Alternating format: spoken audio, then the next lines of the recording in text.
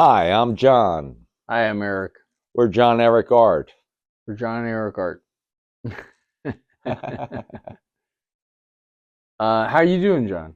I'm doing pretty well, man. This past week, it's Saturday, January 18th, and I busted my butt setting up a web page for Celestial Heartache, set up a taxi account, and submitted it to four submissions. So we'll see how that goes. And we also have it critiqued by um, Taxi. They're going to come up with the critique in the next week. And submithub.com, we got 15 reviews on Hot or Not, and we got amazing feedback. We'll post it on the website. We'll post it on this video so you can see them. And it was amazing feedback. They love the vocals. They love the whole production of Celestial Heartache. And it's really going to be a hit song. I feel it in my bones.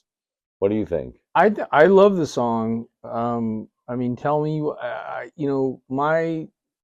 my favorite part of producing the song with you was that we both kind of co-wrote this like string part that we Yep, both worked yep. on, and I did the cello. You did the the viola. cello, viola. What else do you? I mean, I love the vocals. I Yep. think the idea of the concept is amazing. It's for people that don't know the song, Outer space. it's about outer A space. woman Well, who loves an astronaut. yeah, but you could also think of that as like Someone someone who's on Earth and not who's really here. on Earth that's not really here. Yeah. So I Yeah. love that analogy. Yeah. And it's sad, but it's beautiful in a really romantic way. And It I love the is. It's lyrics of the songs. lyrics are so heartfelt, and we came Um, up with them so quickly. yeah. Just like somebody got me a beer, get me a beer. I came with those lyrics in 15 minutes. The interaction between me and Eric on this song was so spontaneous. It Yeah. was so amazing. And I hope you enjoy the single. It's coming out. It's a little bit backlogged on the publishing side, but within the next few days, it should be on Spotify, Amazon Music, Pandora, Apple Music, you name it, TikTok. Well, TikTok's not here tomorrow. They said they're shutting it down in a few hours. It's now, what time is it? It's Saturday, January 18th at 10:51 p.m. So less than a little over an hour, TikTok will no longer exist, Wow. and you won't be able to access it. So that sucks. I love TikTok. TikTok, you don't stop. Yep, TikTok. The REM did a song, Tick Tock, Tick Tock. Remember that song? I remember that song, but I remember Slick Rick, and then it was sampled by I wanna sex you up to the yacht TikTok, you don't stop. To the Yep, yacht TikTok, you don't stop. So yep, TikTok, unfortunately, is gonna stop, but yeah. you know, But maybe Donald Trump on Monday will restore it. He'll do an executive order that opens it up because it helped his campaign tremendously. There were some funny videos on that from a lot of very famous creators.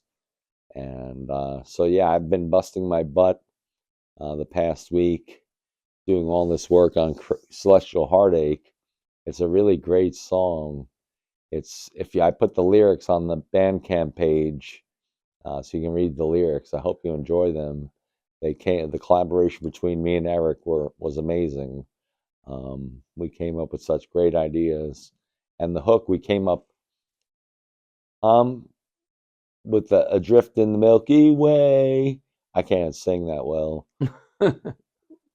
Just that's what came first, and then we were like, wow, the whole concept of a woman who's in love with an astronaut, and I know Elon Musk enjoys space travel. He wants to have us all go to Mars. I'll be there. Pays for my ticket. I'm not paying for the ticket. I'll go to Mars with him and his crew. I'll be a guinea pig and die in the first yeah, 100 I mean, days. it's like David Bowie, like you know, Ground control to Major Tom. It's like, Yeah. was he Ground really control singing to about an Major astronaut? It's Tom. like, yeah. Major Tom, I met Major Tom at this bar when I was in my 20s. He said, "I'm Major, do you know I'm Major Tom?" I said, "Really? You're Major Tom?" And we were drinking at a bar in, I forget where it was. And the amazing thing is I saw a famous actor there. He was there, and it was just a crazy Who is that, whole, John? I'm trying to remember who it was. Oh, it just entered my mind and it just left. It was Nicolas Cage was Ah, in a car and he's like staring at me. I'm like, "Hey, that's Nicolas Cage," and he's fucking checking me out. And it was fucking crazy. It was at this bar in, I think it may have been Cherry Hill or some, I forget where it was. huh. Cherry Hill, New Jersey or something.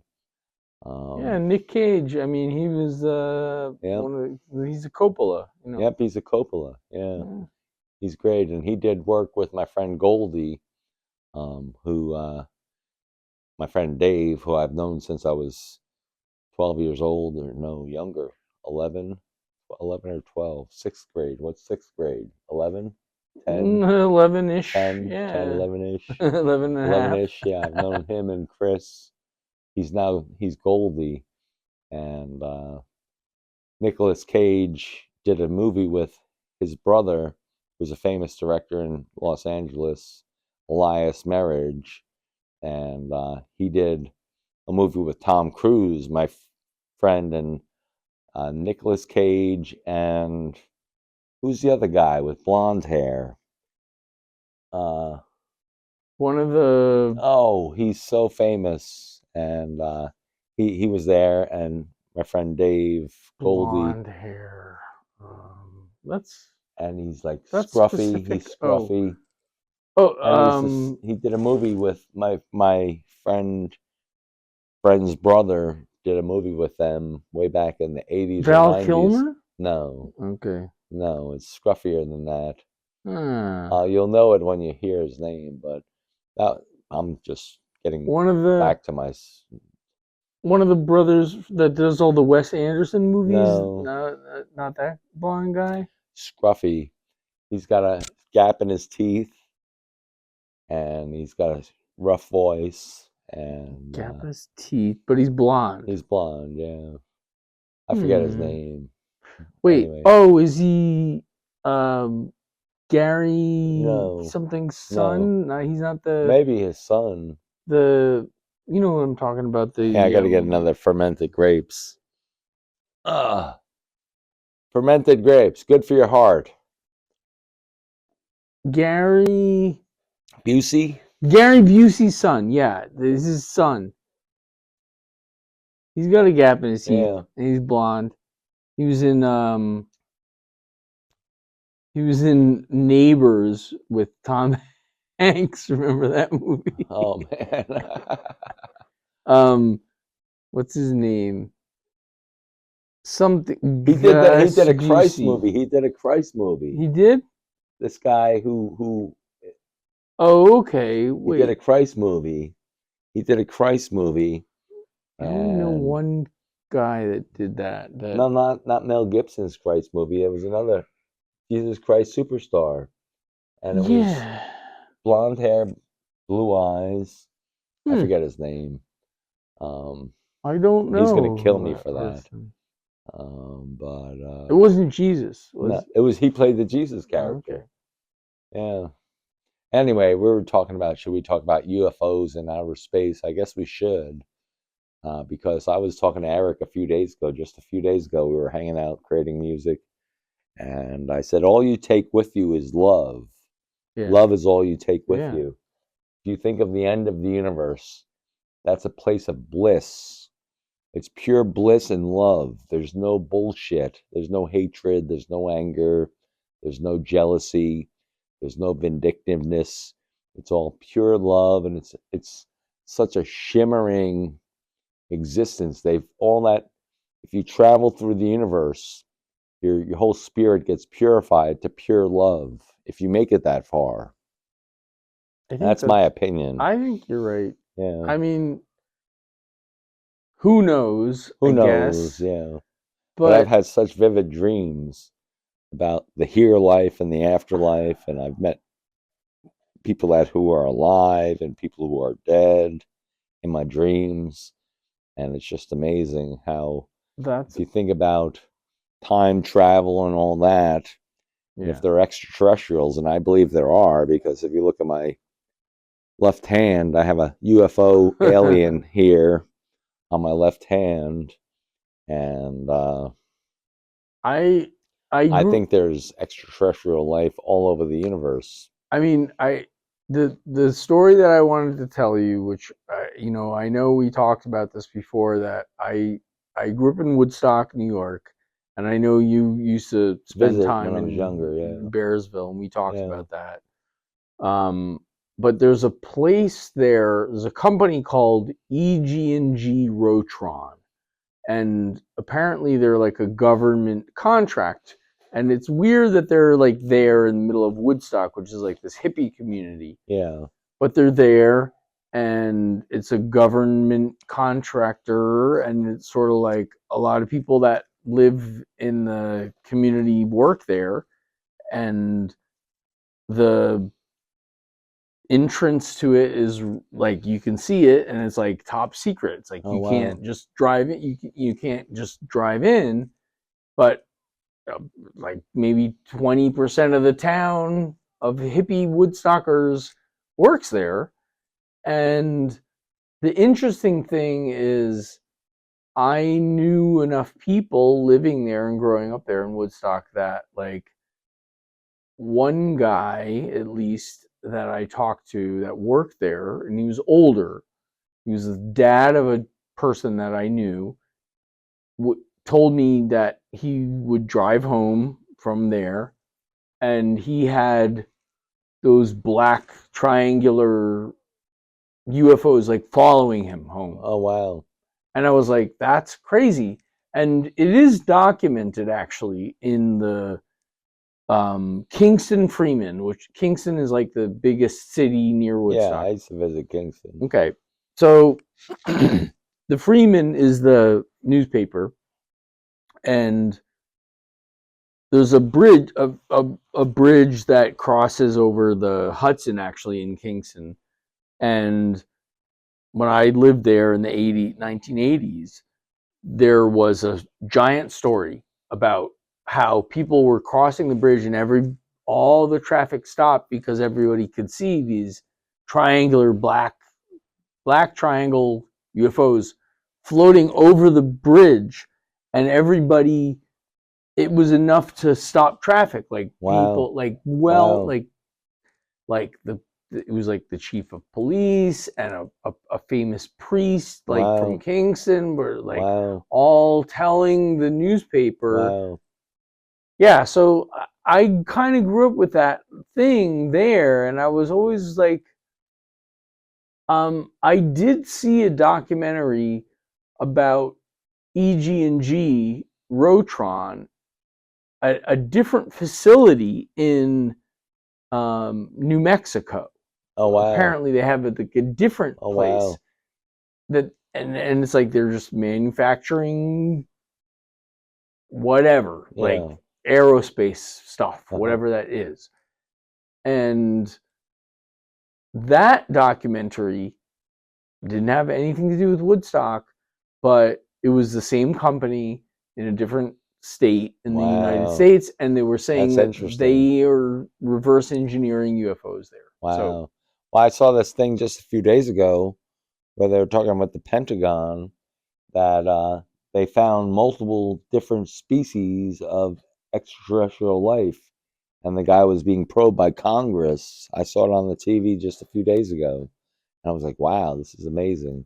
So we've known about this since the 1950s, I think it was 1940s, yeah, 1950s, and I think some things landed in America, and we've kept it top secret for a long time. I definitely believe in extraterrestrial life. There's no question about it. Because if you think about um, just human consciousness or just consciousness in general, life consciousness, yeah, animals. My right, dog has a consciousness. yeah, You can tell he's got a personality. He's smart. when I talk to him, and we communicate. Yeah. It's that communication is something that is all of life, and it's just it doesn't exist on planet Earth. It exists everywhere. Yeah. And so I think there's no question there's intelligence life or violent life. I think I've had many delusions in my lifetime. Unfortunately, they're very painful things to live through, Hmm. and I've suffered through that a long time. And but I made it. I actually saw Einstein in my delusion, one of my delusions, and I warped the time space continuum. And he was like, "You're the anomaly. You're the anomaly." He was like scared as shit. I was like, "Ah!" And he was there, right, face to face with Einstein in the afterlife. And I was like, "I'm fucking the anomaly for time space continuum." And all my fellow people that I've met throughout my lifetime, were just like the anomaly. And uh,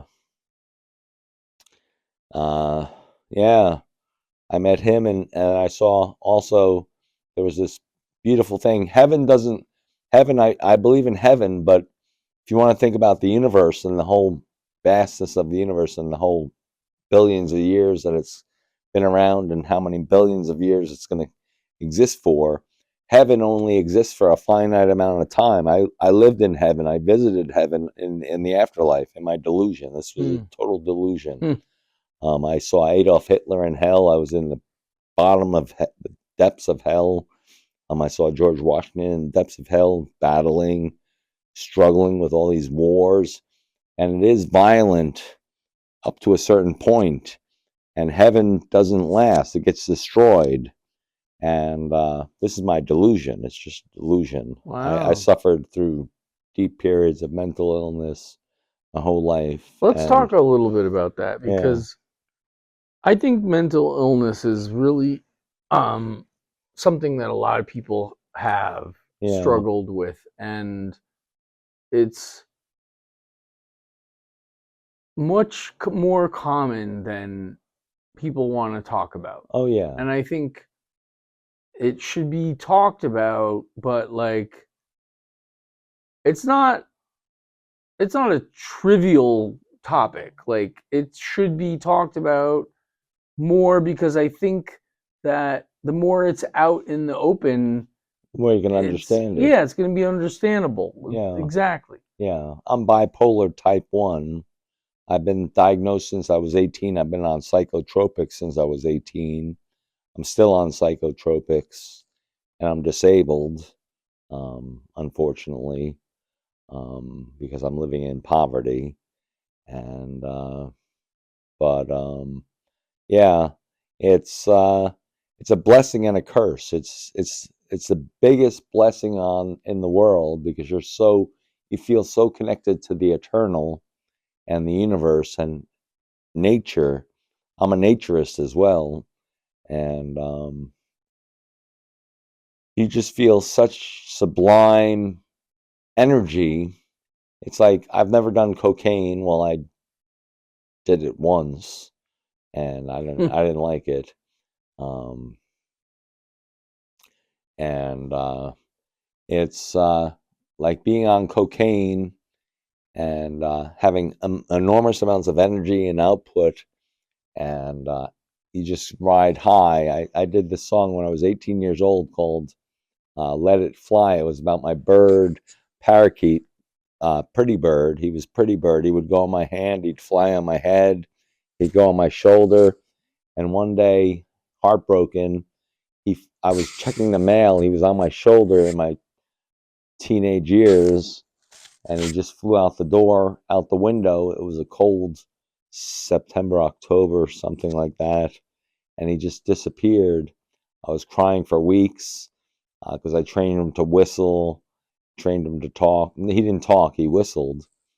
I think he said "Pretty Bird." I was trying to have him say "Pretty Bird," and he would land on my head. And anyone who visited, I'd be playing my acoustic guitar, and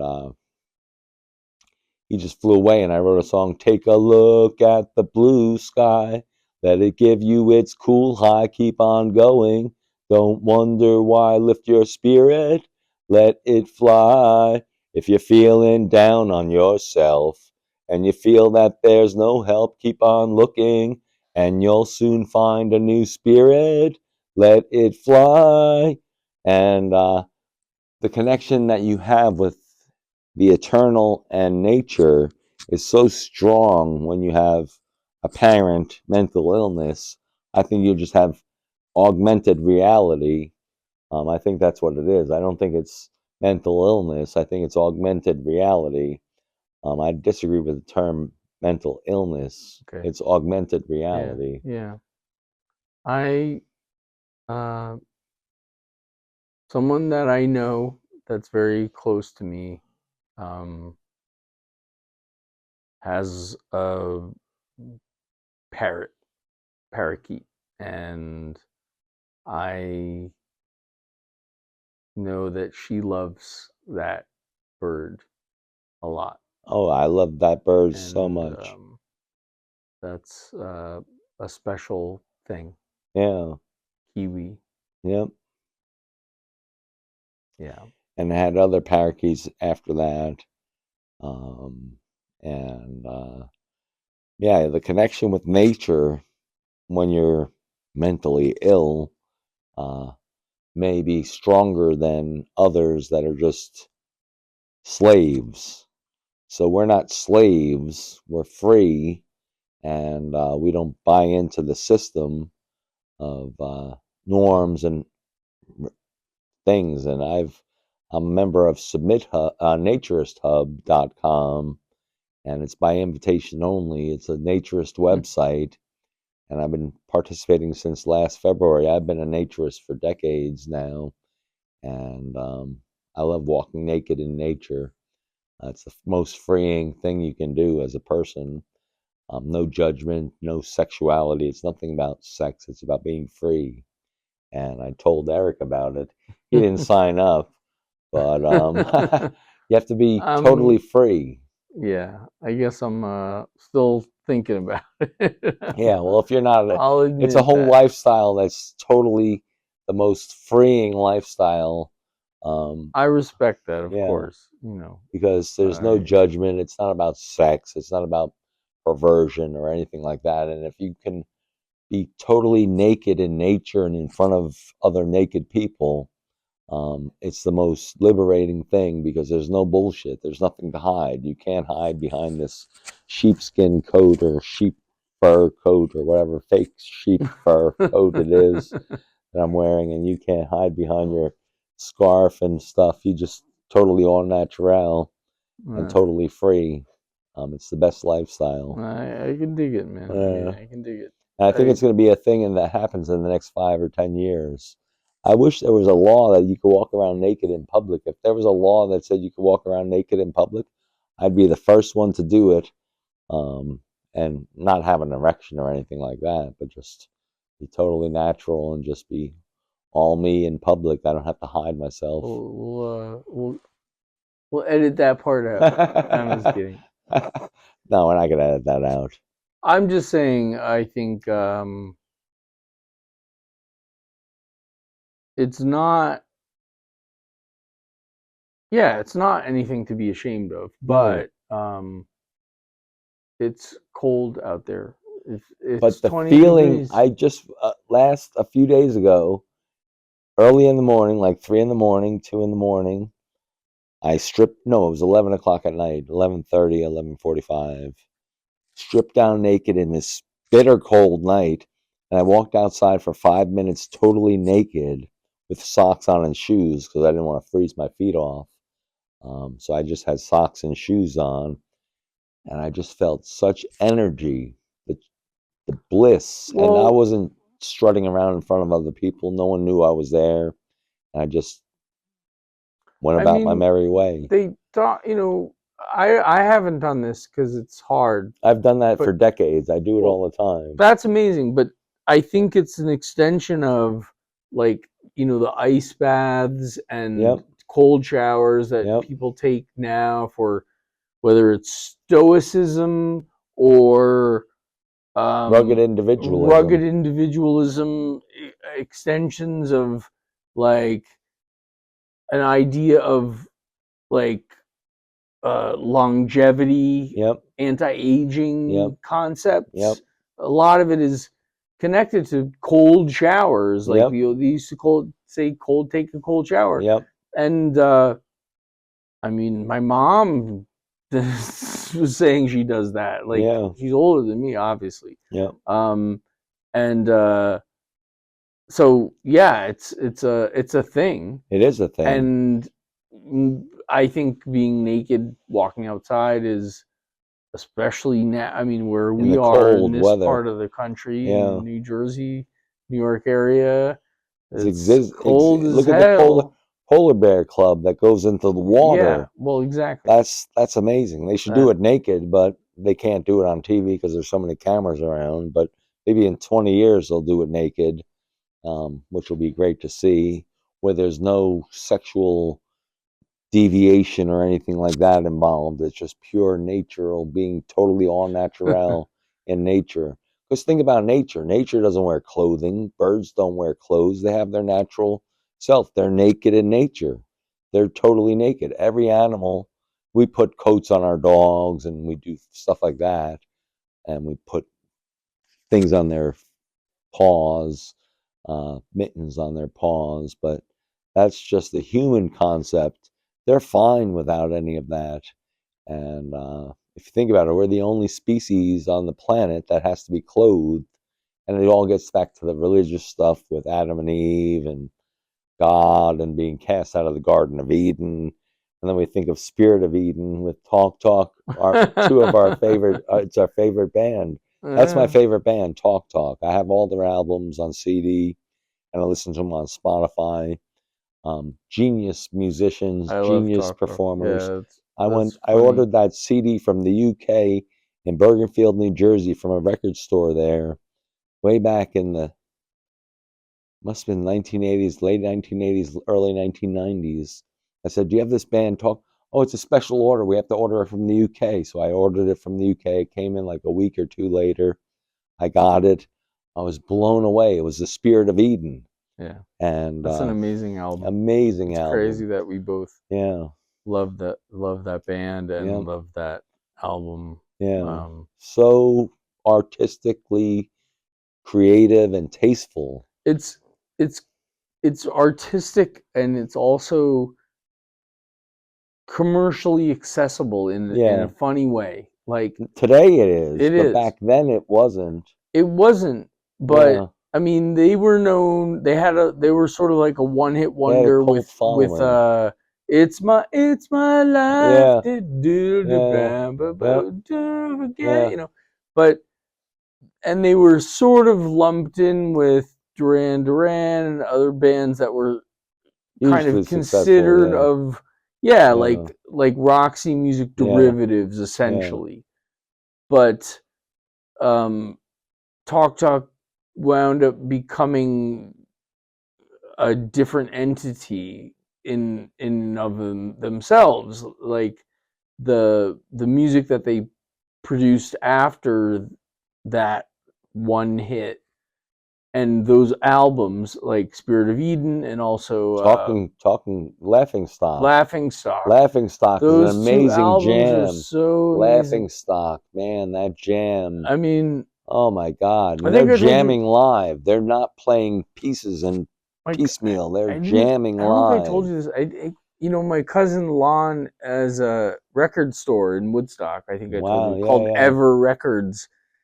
And when I was there, I was there over the Christmas holiday. Like I went to see him, and I went into the store, and he has both of those two albums on cassette tape. Oh wow! Next to each other on a thing, and I'm like, dude, those are like the best albums ever made, right? And he's like, yep. And he owns a record store, and he's my cousin. Yep. And it's like not like the apple doesn't. Okay, sorry, the apple doesn't fall far from the tree, but when I saw that, I was like, I know I'm right. Because it wasn't like I turned all my friends onto Talk Talk. I was I listened to those albums. I got the whole collection on CD, and I would just play them in my car. There was no Spotify. There was no internet services. There was no streaming services. It was just listening to it on a CD in your car and just enjoying it, listening in your basement with your nice stereo system. And I have a nice vinyl system over here. I'm looking to get some. I'm going to go visit your cousin's store and pick up some rare vinyls, and we're going to have a playing party here. And he's invited over to come and hang out with us, Let's do it. and maybe we'll do a podcast with that. Yeah. Well, I have a question. Like I loved Roxy music. Yeah. But I could hear their influence in Japan, Duran Duran, Talk Talk, and there was a band called Ice House. I don't know if you remember Ice House. And I used to think, like, I like these bands, but I can tell, even though I was young, I was like 16 or 18 or whatever, like, I was like, I know that these bands are derivative of that. Like, they're copying Roxy music. Well, they're influenced. They're influenced by them. But when it spins off and becomes its own thing and is almost better than the original, it's like that kind of excuses all of the derivative aspect of it. And that's what happened to me with Talk Talk. Like, when I rediscovered them kind of and listened to those albums, I was just like, no, like, I love Brian Ferry, but this is on a different fucking level. Oh, it's totally like different a level. Different level. Totally, like, more those songs compositionally more sophisticated. Yeah, like, it's much more insane. compositionally more sophisticated. Yeah, like, that happened to me. Like, and again, the guitarist has such taste, and the sounds he could generate. They were so minimalistic, but they were so beautiful. They were just so beautiful, and to craft a minimalistic, beautiful sound on a guitar is beautiful. You don't have to play 1,000 miles an hour and do all your chops and all that.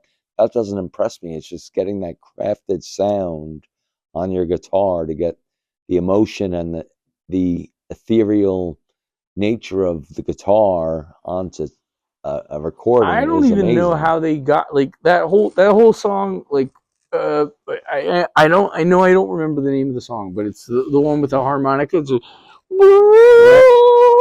it's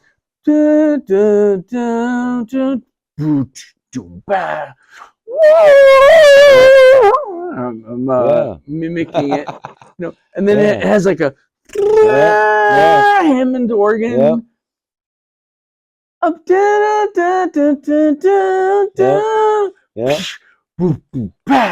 Amazing.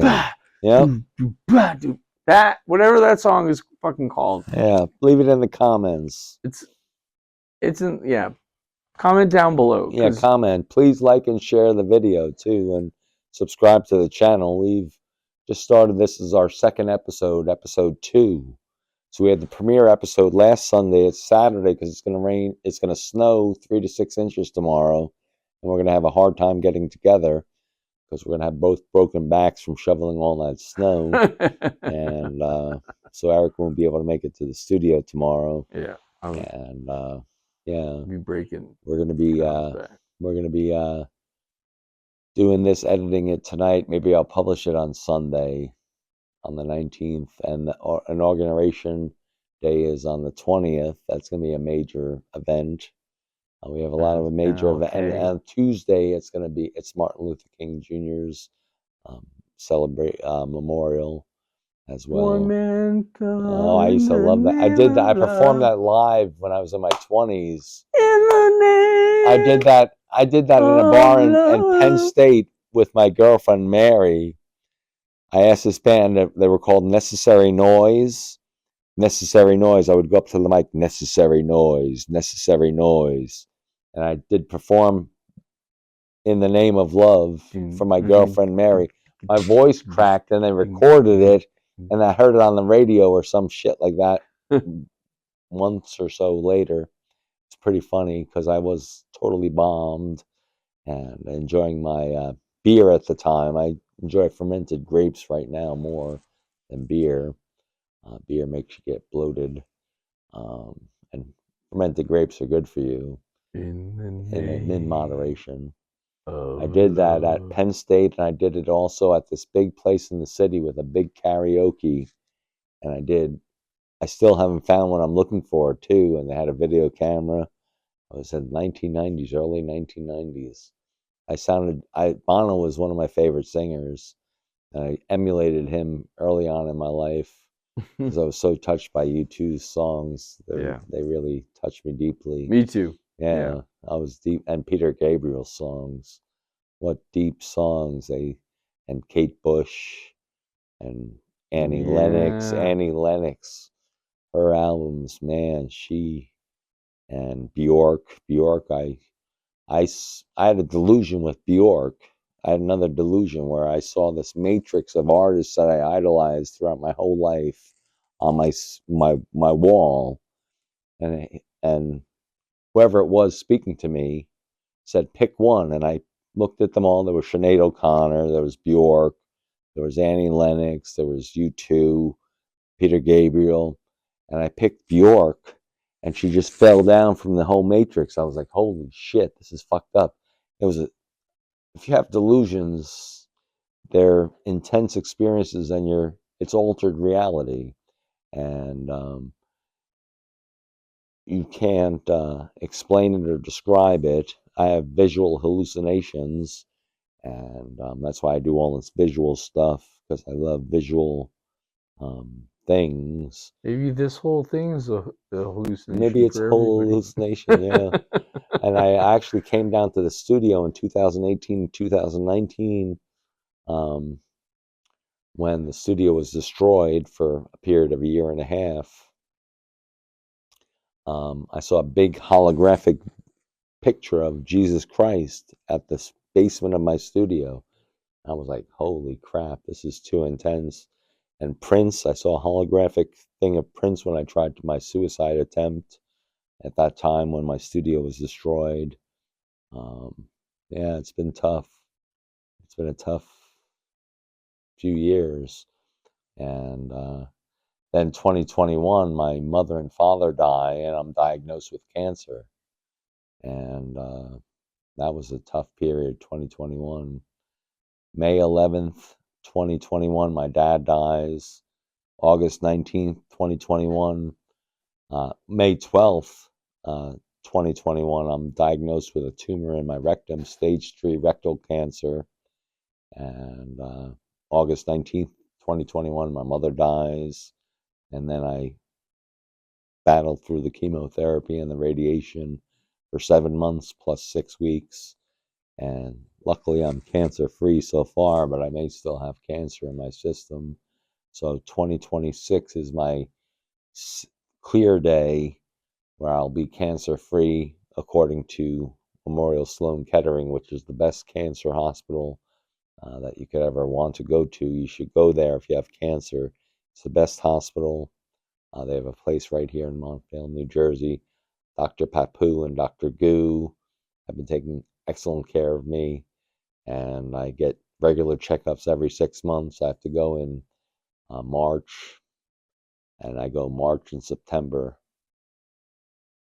Twice a year. It's a little nerve-wracking because I get a CT scan from my throat to my groin. I get a MRI. I get blood work done, and it's a Wow, tough thing. John. Yeah, yeah, That's intense. yeah. That's It's an intense intense. It's story. intense. Yeah. Tell, Yeah, actually. yeah. But I'm getting through it. It's 2025. I'm optimistic. I think we're going to have a good day, a good economy. We're going to stop the wars, the fighting, and the conflicts in the world, hopefully, in a soon, short period of time, because these conflicts in Ukraine, Gaza, and Israel, and the Palestinians and Israel, just disgusting. Peace is the answer. Peace is the answer, not war. War is disgusting. And I whistled the song from John Lennon every day, almost every day, 7 days a week. Um, so this Only is a Chris. No, sing. So this Okay. is Christmas and a happy New Year. Let's hope this is a good one without any fears.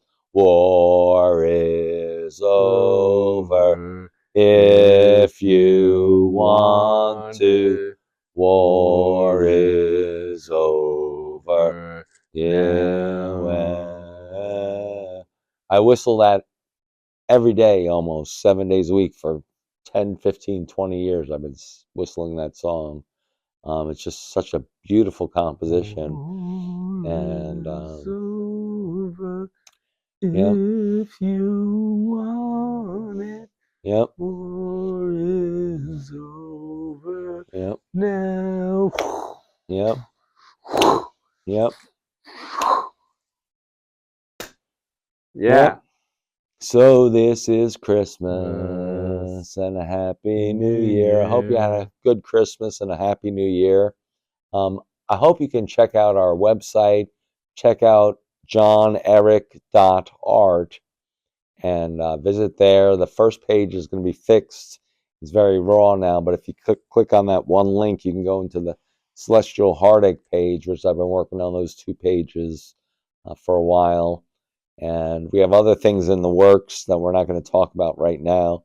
But we did publish a Craigslist posting. I published that on Monday or Tuesday, looking for female vocalists who can perform live Celestial Heartache with us as a band.